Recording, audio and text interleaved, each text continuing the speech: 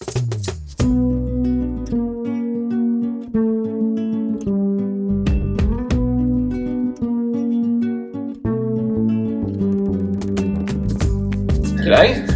welcome to Captain Jack's at Home again. I'm Dave Cafarella, the head chef here at this place. We're going to do Mexican tonight, so we're going to have a little Corona. Yeah. So today we're going to have a look at our bag. We've got a whole bunch of things. Your bag will match ours as usual. So I'm going to unpack that. We've got a series of plates here as well. So when I plate up, I'm going to plate some things as individual plates and some things to share, and you can kind of do this however you like. There's one thing in the starters. I'm going to plate the starters individually. That's our ceviche.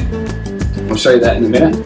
And then for the tacos and the salads for the main course sort of section, I'm going to plate it so that you could construct it at the table yourselves. But I'm also going to do a demo taco of how we intend the taco dish to be plated. But that being said, everything in this sort of mix of things can be interchanged. If you wanted to put the ceviche on the large tortilla instead of the toasted tostada, you could do that as well. So you could leave that ready to put together yourselves. But I'm going to plate those individually. And then also again with the snapper, you can put your snapper on the tortilla, and you could use the corn salad as a garnish for inside your taco, or the black bean salsa. Any of those things can be interchanged. I'm also going to do the red cabbage and the carrots in here, and our fermented corn in here. I'll stack the tortillas and I'll plate one for you. This bowl over here is going to be for our churros. You can serve your chocolate sauce for dipping, or I'm going to use a jug. You're going to need a few things for cooking as well. I've got one tray here for our snapper. We're going to need to flatten that all out, season it a little bit before we start. 2 fry pans, one's for your tortillas, one's for the snapper, baby snapper. Something to turn your snapper with. You don't want to get to the point where it's ready and you're chasing yourself in circles. I've got a pair of tongs just in case. Plate wipe, tea towel, and a couple of bowls. This large bowl is so that we can toss our churros in some sherbet later, and the small one is so we can dress our ceviche. So I'm going to start by unpacking the bag and putting everything in order to match where the plates are for dishes. So, chipotle mayo for corn salad, fermented corn, one of the taco garnishes, pickled cabbage and carrot taco garnish. Coriander goes on everything. We love that. This is our ceviche dressing. It's got cumin seed, lime juice, and some shallots, fine shallots in there. So this, we want to do that. It's going to be our first job. That's our diced kingfish. That's ready for our ceviche. A ceviche is when we use the acid to partly cook the fish. It's a very deliberate thing. It's traditional Mexican. We've got some tortillas. They're all mesa flour, so they are gluten-free and 100% corn. We also have, this is our snapper, baby snapper fillets. They've been cut down the middle, there's no bones. Skin's still on. We want to run with crispy skin, so we're going to marinate there with zest of citrus, some garlic and some olive oil. We're going to put that on the tray here, ready to lay out and get pan frying. Okay, and here we have our black bean salsa. I'm going to fold that up in there. This is our corn salad. That's going to go in this bowl with the chipotle mayo. There's some fermented chili sauce. That's going to go to the table. We need to have also an oven on at 180 to start. It's for your churros, so we're not stressed about that yet, but I would get it on when we start. There's also some seasoning. This is the element for the snapper for the Mexican flavors. It's got cumin seed, coriander seed, flake salt, cayenne pepper, and paprika. These things will burn, so it's separate, and we'll add it to the pan later. So I'll take you all the way through that. I'll see you later. this is for our tostada. These are our tostadas. They're basically blue corn tortillas. That's for our ceviche. With some chili threads in there as well for garnish. So that goes with that dish. That's our sherbet, which is with freeze-dried mandarin and some cinnamon for our churros, chili chocolate sauce, and the churros themselves. That's all going to go down where you're going to plate your dessert and probably for later.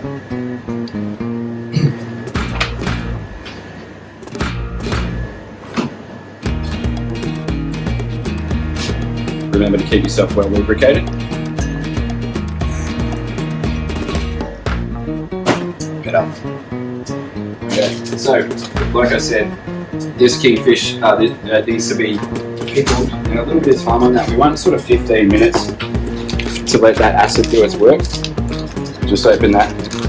The whole lot can go in the bowl.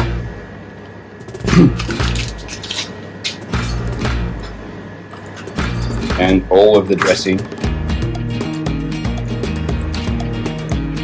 You'll see that the fish will start to turn white over the first sort of 5 or so minutes.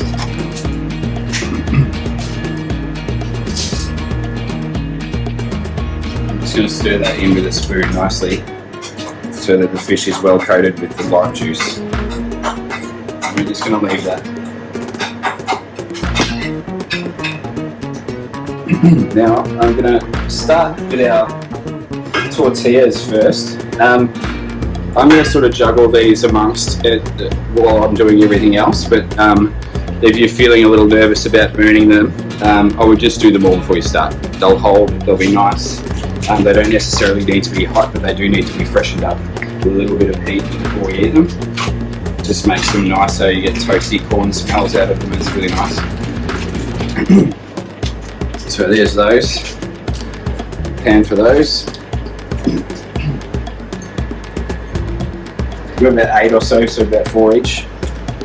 Need a little bit of cooking oil for your pans. I've just turned this pan down a little bit. We want it just nice and low, and we want to coat the pan in some oil so that the tortillas don't stick. They're not going to really want to stick anyway. They're pretty robust, these tortillas. The only thing is you don't want to go too long that they start to become crisp and you can't fold them when you eat it. Right, so we're just going to let that put away until we get a little bit of smoke, oil vapor coming off. That way we know that the pan's hot enough. We're also going to put this pan on for the snapper. Do the same thing. So a little bit of oil in there. And we're going to open that snapper bag and make sure that we have them all ready to go.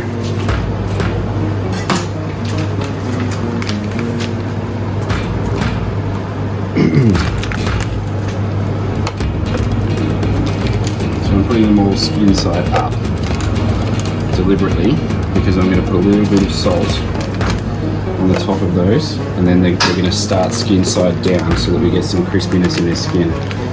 The other thing too is, I'm just brushing off the excess marinade so that we don't have bits that are burning and sticking to that skin. A much nicer experience if you have crispy skin on that snapper. So like I said, we're going to season that skin. Just a little bit of flake salt if you have it. Any salt is fine.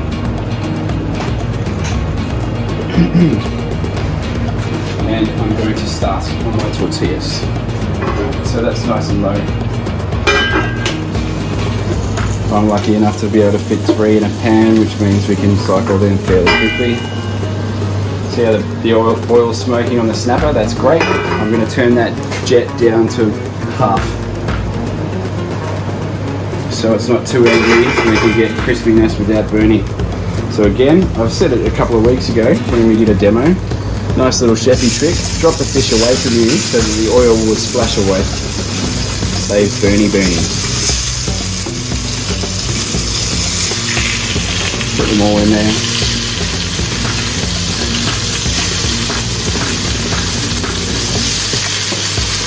And so turning that pan down gives me confidence that we're not going to burn and we're not going to be too fast.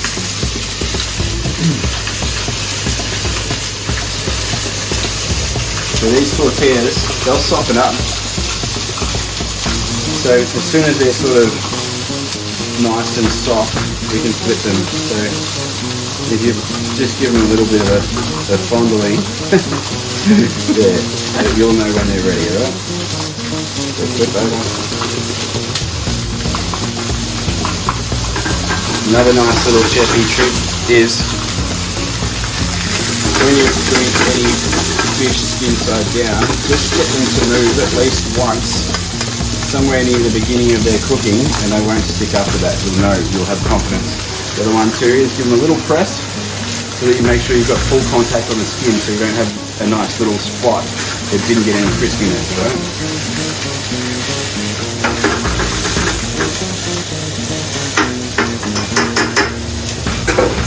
Those tortillas are ready. You can see how they're soft. They're really pliable. Good tortillas should survive the scrunch test. See that? So we're going to make a little stack of tortillas here. Like I said, I'm going to plate them sort of in a share style. So back in with the next ones. Ready again. Another little shake. See how they're not sticky? And you can just check them. These won't take very long to cook. That's why we went with baby snapper. See how we got some nice crispiness there. I want to go a little bit harder. I want to make sure they're really nice and crisp.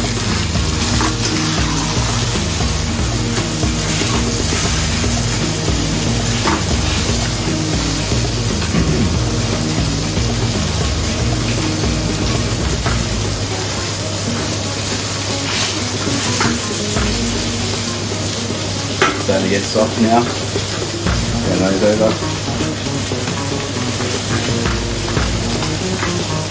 Okay, now I think they're good to have a little flip on these snapper fillets.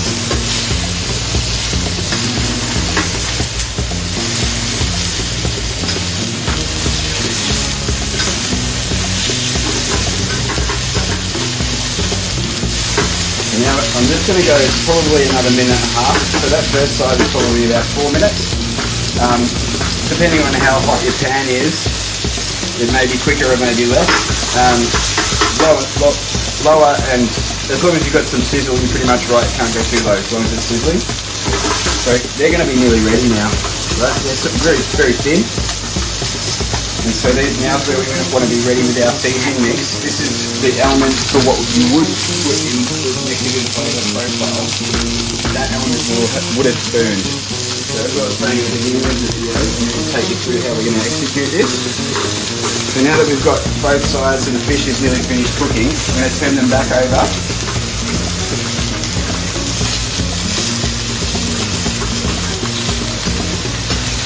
Tortillas will be ready. A bit of multitasking going on. This is where I say, if you're not confident to do this, do your tortillas first. Okay? Like that. Turning them all over. Now we've only seasoned one side of the fish so far. There's some salt in this as well. This is going to bring out that authentic Mexican flavour.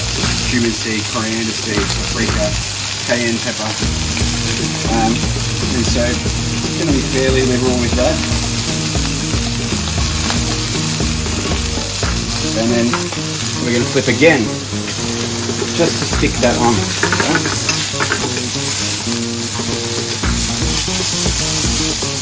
And don't worry about it flaking a little bit, because you're putting one of these in one of your tortillas is probably going to be a bit much, so it'll break apart with the oil sort of trade around with some salt or some things. Turn those tortillas again, and that's it. That's long enough with the seasoning on. And we want to take it out, plate up into a bowl or whatever you want to be serving this in. Very nice. Okay. So believe it or not, we're nearly finished. I know we haven't opened that many containers, but lots of these elements are just about ready. So, tortilla again, all jets off. That's all the cooking done. So now we're going to go to work on setting some garnishes.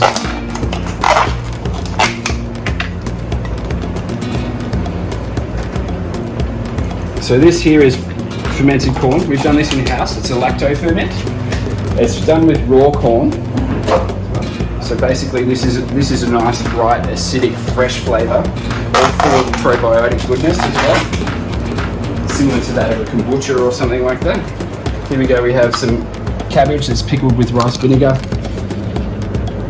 and some carrots. Now we're going to do our corn salad. Right. So that corn salad has got manchego cheese in it, barbecued corn, some cucumber, a few little herbs and things from the garden here at Captain Jack's, and then we have a chipotle mayo. Right, so what I'm going to do, I'm just going to set aside one of these garnish flowers, and I'm going to put the chipotle mayo all in there.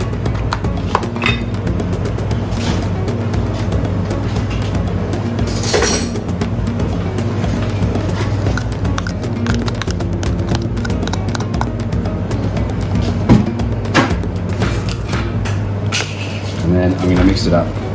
So we've got some sorrel leaves, all sorts of bits and pieces in here. And some mizuna at the bottom. So this is sort of my rendition of what you would get as street corn on a stick. You get the whole cob and they dip it in mayo and then they cover it in cheese and some paprika. But I've just sort of taken it off the cob, got it ready, then straight into the bowl. Right.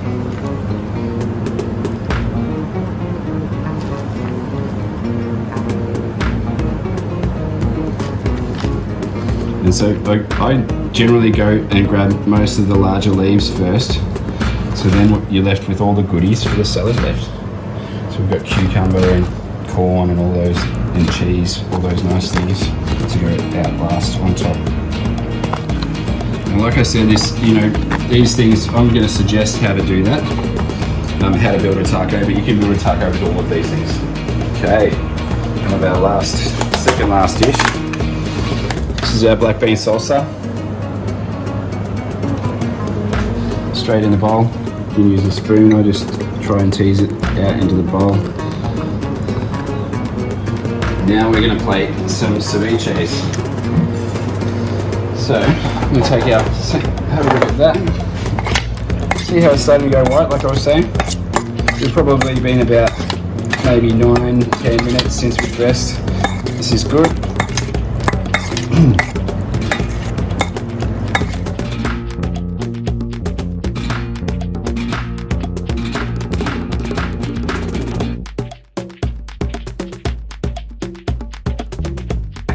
Okay, and so the last touches, a little bit of coriander across, most of the plates. We've pretty much plated everything now.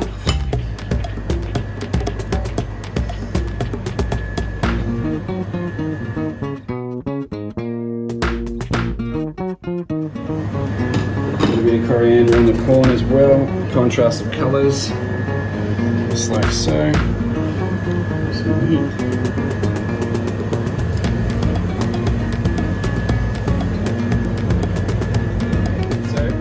Back now for some churros.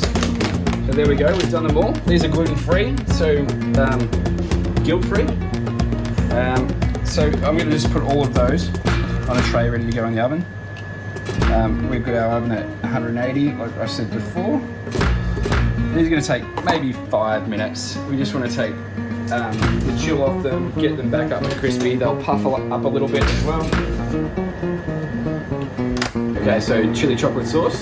We're going to go in the microwave. We're going to do very short bursts, 10 seconds at a time, stirring each time until we get a runny consistency. If we go too long, this won't make it.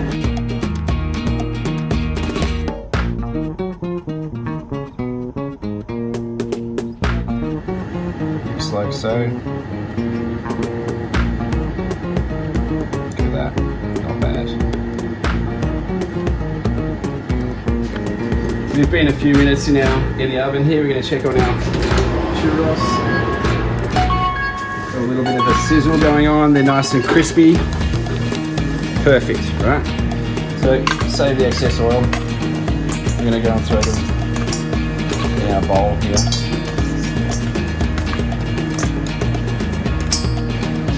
Nice. Here we have our sherbet.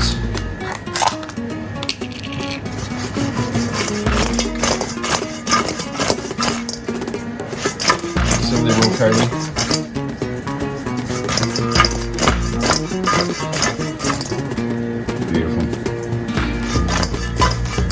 open them up.